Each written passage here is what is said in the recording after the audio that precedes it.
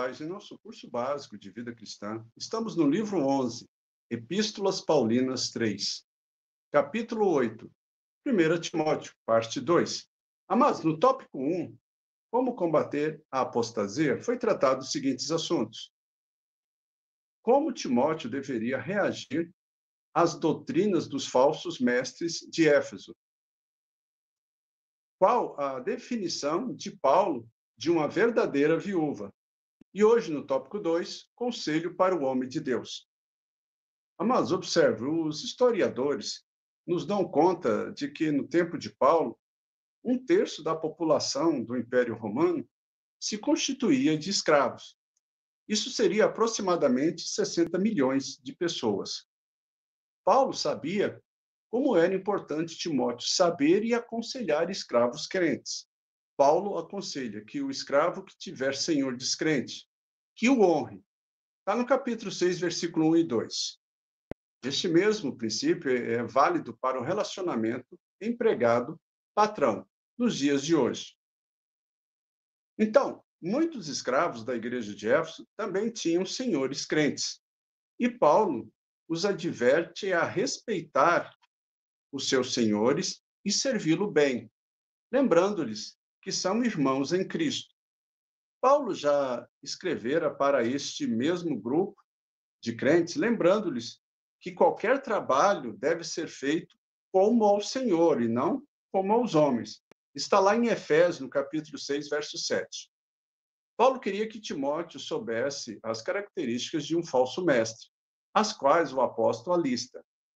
Primeiro, convencido, interessado em falar de si mesmo. Segundo, mania por questões e contendas de palavras. Terceiro, tendência a perturbar as congregações com brigas, invejas e provocações. Quarto, encarar a santidade como um meio de ganhar dinheiro. A igreja de hoje, amados, poderia se considerar abençoada se todos os falsos mestres tivessem desaparecido no fim do primeiro século. Mas, infelizmente, ainda temos desse tipo de visitantes que só pensam em ser elogiado e receber dinheiro. Estes mestres não somente caem na armadilha de seus próprios pecados, mas também representam uma grande ameaça para a igreja.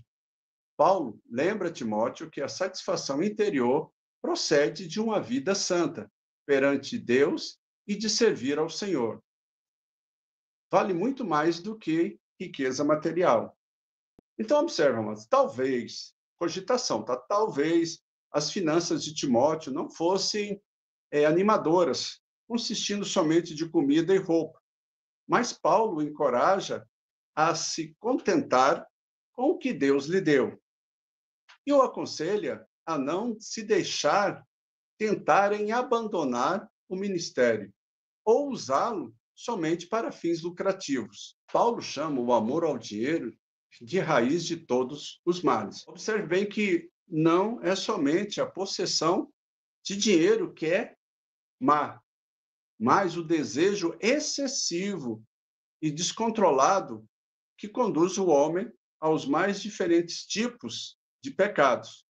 Amém? Devemos notar que o texto no grego não diz que o amor ao dinheiro é a raiz de todos os males, mas uma raiz do mal. Entenda, amado, esse desejo excessivo de dinheiro não é um pecado que somente os ricos têm. Nem sempre um homem rico é cobiçoso, mas o pobre pode frequentemente se debater com esta tentação. Então, a cobiça é uma forma de amor que toma a prioridade do nosso amor a Deus e também o amor pelo trabalho de Deus. Esse amor ao dinheiro leva a duas consequências horríveis.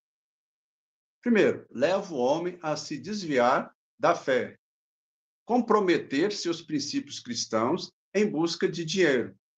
E, segundo, substitui o verdadeiro gozo de um crente por tormento, inveja, egoísmo, etc. No capítulo 6, verso 10 diz: se atormentaram com muitas dores. Observa, mas na segunda metade do capítulo 6, Paulo deixa o assunto dos falsos mestres para fazer um apelo pessoal a Timóteo, o homem de Deus. Essa descrição era característica dos profetas do Antigo Testamento, que andavam com Deus e atuavam como a sua voz. Paulo estimula Timóteo a continuar andando perto de Deus e lhe dá 3 princípios básicos para um ministério bem-sucedido. Primeiro, foge do pecado. Segundo, segue a santidade. E terceiro, combate o bom combate da fé. Está no capítulo 6, versículo 11 e 12. Ok? Então, no versículo 11, a frase foge do pecado nos dá o retrato de um homem correndo e se escondendo da tentação. Então, o homem de Deus deve não somente resistir à tentação, mas também evitá-la com todas as suas forças. Ele deve evitar toda a aparência do mal, qualquer diversão duvidosa e situações ou amigos que possam levá-lo à tentação. Então, este princípio era tão importante que Paulo repetiu mais tarde na sua segunda carta a Timóteo. 2 Timóteo, no capítulo 2, versículo 22. Foge, outro sim, das paixões da mocidade. Segue a justiça, a fé, o amor e a paz com os que, de coração puro, invocam o Senhor. Então, Timóteo não foi somente exortado a fugir do pecado, amados, mas a seguir a justiça, a piedade, né, que é a santidade, a fé, o amor, a paciência e a mansidão. Estas características descrevem a vida de um homem de Deus. Este modo de vida não surge assim automaticamente, mas precisa ser buscado e exercitado por cada um de nós. Na segunda exortação, Paulo acrescenta um pouco de conselho. Ele enfatiza a necessidade de comunhão com os crentes. Então, observe, do mesmo modo que amigos ímpios podem te levar para o mau caminho, ou pode levar o homem a pecar, a comunhão com os crentes cria um ambiente que ajuda o crente a viver fielmente. Amém? Além de evitar o pecado e buscar a justiça, o homem de Deus deve ser uma testemunha ativa para o Senhor, buscando os interesses do reino de Deus. Observe, dando continuidade. Nos versículos 12 a 16, Paulo ilustra esse princípio referindo-se aos lutadores do antigo jogos da Grécia. Os lutadores nesses jogos geralmente representavam um homem rico. Ganhar o jogo poderia significar uma grande fortuna ou até mesmo a sua liberdade. Então, os lutadores eram julgados por espectadores e juízes. E uma coroa simbólica de folhas de louro era oferecida ao vencedor. Então, nos versículos 12 a 16, intensifica o combate, o bom combate da fé. Amém? Nos versículos 17 a 21, Paulo termina sua carta com uma palavra final de conselho para os ricos e um apelo a Timóteo. Então, Paulo exorta os ricos a não serem orgulhosos e a não depositarem sua confiança nas riquezas, ao invés de colocá-las no Deus vivo. Amém? E para nós encerrarmos a nossa aula de hoje, a carta finda com este apelo a Timóteo. Ó Timóteo, guarda o que te foi confiado, no versículo 20. Amados, observe. Ele, como ministro do Evangelho, devia guardar a verdade para protegê-la contra os falsos mestres, que quisessem tentar diluí-la com falsos conhecimentos e especulações humanas. E também devia ensiná-la fielmente àqueles que criam e viviam de acordo com a palavra de Deus.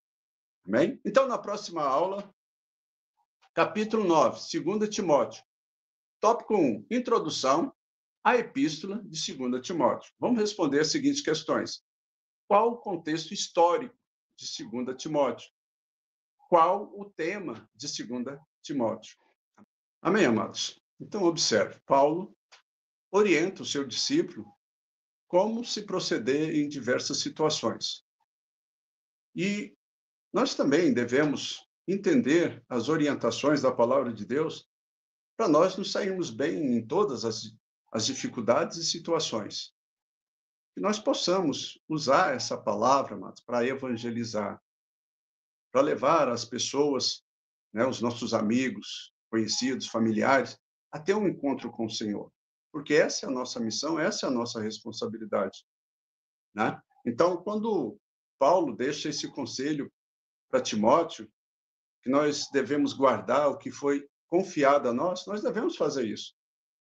Nós devemos guardar aquilo que o Senhor Jesus nos confiou. Ide por todo mundo e pregai o evangelho a toda criatura. Amém? Se você gostou, deixe aí o seu like. Se você tiver alguma dúvida, vai nos comentários, deixa ali o seu questionamento, né? E vamos em frente, vamos divulgar o canal, vamos atingir o maior número de pessoas possíveis para que esse exército de intercessores e de evangelistas aumente. Que Deus abençoe a todos e até a próxima aula.